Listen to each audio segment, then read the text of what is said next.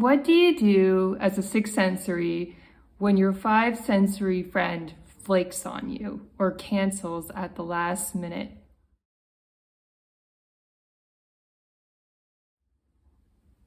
Hi, my name is Leah Chantel. Welcome back to my channel.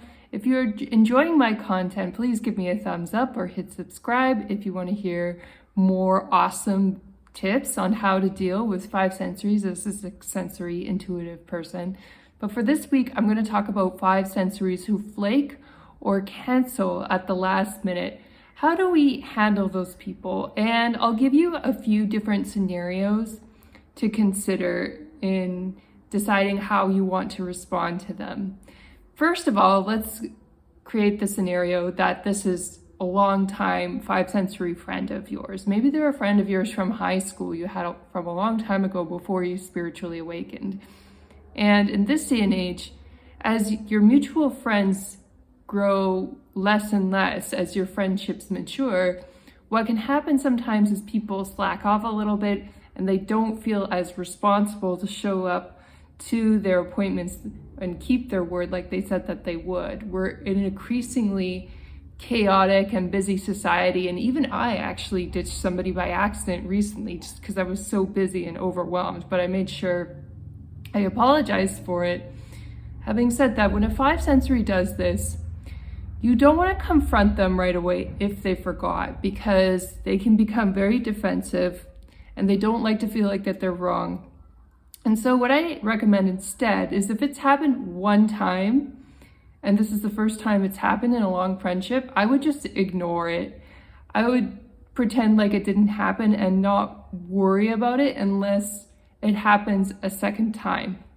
Now, we're also in an age of online dating. So let's say you're a sixth sensory and you're going on an online date with somebody on an app. Well, the same scenario applies actually, and they have even less commitment to show up because you really don't have any mutual friends or contacts. So if they're not that interested, they're just not going to show up if they're feeling lazy. And so that happens a lot, and it's very important to not take it personally. But if you don't know somebody well and they flake on you really early on, I wouldn't bother getting to know them anymore. It's more forgivable if you know somebody well, but if you really don't know somebody and they're supposed to be potentially somebody important to you in your life and they're not showing interest off the bat, then I would just ghost them that time. Now, what if you're really good friends and then they start developing a habit of ditching or canceling at the last minute? This is a little bit different, and this is where you may want to ghost your friend temporarily if they are behaving badly. You don't have to confront them directly on it, but just give them a bit of space and wait until they're more interested in talking to you before you make plans with them again. Maybe wait for them to double or triple text before you respond back, and just give them a bit of space, because maybe that's what they need because their lives are so chaotic at the moment, right?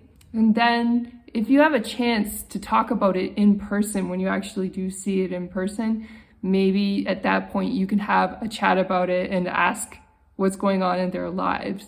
If you frame it that way and you just say, I noticed this was happening and I just wondered if there is something going on in your life, and you frame it in a way that you're concerned, then I think the friend will receive that hint as a sign of caring rather than as something to be defensive about. And so I think that's the right way to approach it. But I wouldn't ask about it over text. I would wait until you talk to them in person and ask them how they are before you get into that topic too deeply. Now, what if somebody cancels and starts ghosting on you and they're actually in a relationship with you? You've been together for a long time, you're romantically involved, and you've said, I love you, and you're pretty sure the person's pretty attached to you, and they all of a sudden start canceling or ditching. What does that mean? Well, in this scenario, what it could mean is they're trying to get your attention. Sometimes people in relationships who are five sensory will get insecure, and so they'll start Googling ways to make the other person in the relationship insecure and chase after them so they can actually get more attention from their partners. And so when they do that, then they may start behaving this way out of the blue. And so when that happens, It's very important to not reward bad behavior and to have strong boundaries. So you definitely don't want to respond to them for a while.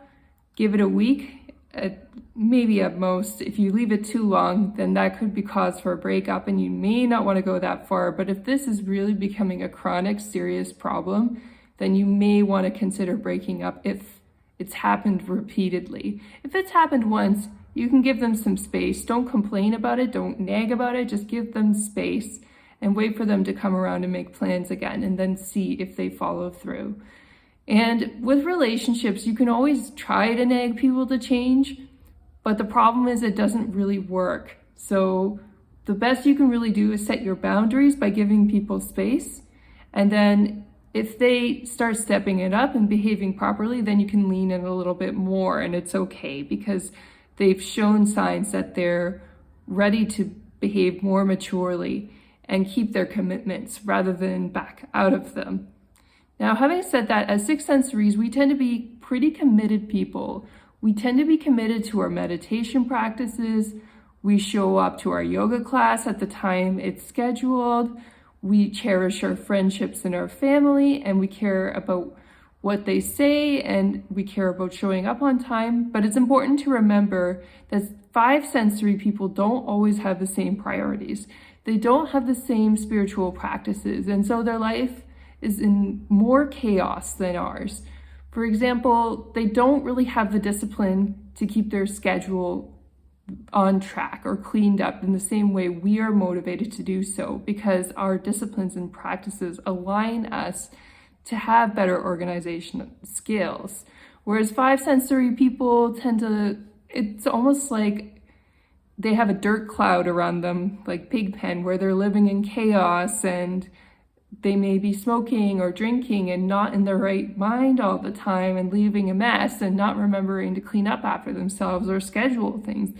And you have to remember, as a sixth sensory, we assume that everybody is like us, but it's just not true. We extend that assumption too far. And we have to realize that different people have different habits, and they're not always as conscious as us, and we can't really change that by talking to them. I think that's a great fantasy that many spiritual circles endorse. It's like, oh, if you talk to them, if you nag them enough, then they'll change. You just got to sell it. And I hate to be the contrarian, but I would say that's really not true. People don't tend to listen when you nag and tell them what to do, and in fact, they do the opposite. They really dig their heels in, and they want to keep their freedom to keep doing the things that they're doing, eating the food that they're eating and drinking the fluids that they're drinking, even if it's alcohol or very toxic or sugary or whatever it is. If we really force our standards on someone else, coming from a place of nagging, that's when they're going to run further and further away and never really come back. The best we can do is hold our own in living up to our own discipline and living up to our own standards, and then evaluate the other person if they're showing up enough and they're committed enough to be in a relationship with us. And if they're not, then it's up to us to set the boundaries, but that's not the same thing as nagging or complaining about their behavior. It means our choice and how much energy we choose to use when we show up. We are so programmed on autopilot as sixth sensories that we're supposed to care and be generous and open-hearted. The only problem with this is we automatically show up with way too much intensity, way too much keenness, way too much energy, and then it sort of puts the other person off, actually, because they're not able to show up as intensely as we can. And then that's when we get into trouble with our boundaries being crossed, where we're giving way too much and the other person isn't really giving that much in return. If we're aware of our boundaries and we don't overspend our energy or overcommit to people who aren't as committed to us, we can become friends with potentially almost anybody. It's not a guarantee that everybody will like us, but if we can match their energetic frequency and show up at the same level that they're showing up to us in a peaceful interaction, then we're going to have healthier relationships with our five sensory people. If we try to force them to awaken, they're really not going to do that, because the awakening happens from the inside. No person on the outside can really tell another person to awaken. It all happens within the heart. And so this week, I want to remind everyone that if people are ditching, you deserve better.